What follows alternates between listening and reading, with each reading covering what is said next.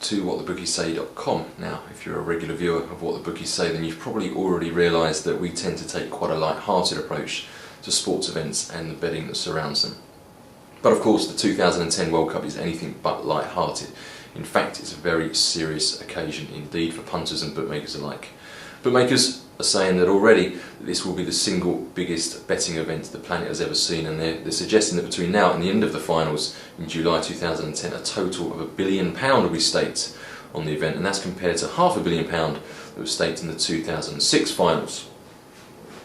Now, as regards to the outright betting market for the World Cup, there's been some interesting market moves since the draw was completed. Brazil, they were of course the joint favourites alongside Spain at 9-2 before the draw. Well, they're now out to 11-2 since they were drawn in the group of death alongside Portugal, North Korea and the Ivory Coast. Now the Ivory Coast, they were a lot of people's outside fancy to do well in the tournament, possibly even make the final and win it. Well, they've gone from 20s out to 33-1, and I guess being drawn against teams such as Portugal and Brazil tends to do that to a team's price.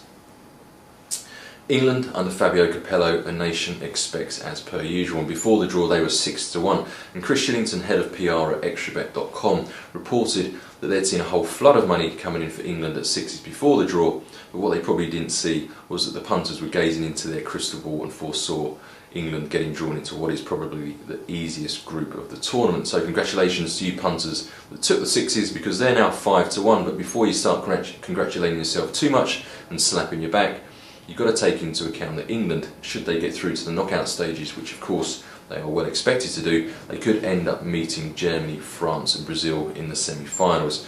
So don't count your chickens just yet.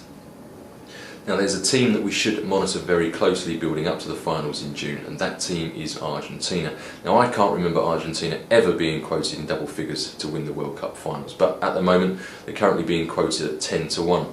Now there are some very well placed sources in Argentina that are suggesting Diego Maradona will not be in charge come the finals. Now if this is the case, you can fully expect the market to react to this news and the 10-1 to shorten quite considerably, because if a more capable manager is brought in to get the best out of Messi and co, then you can fully expect that Argentina will not be the shambles that they currently are.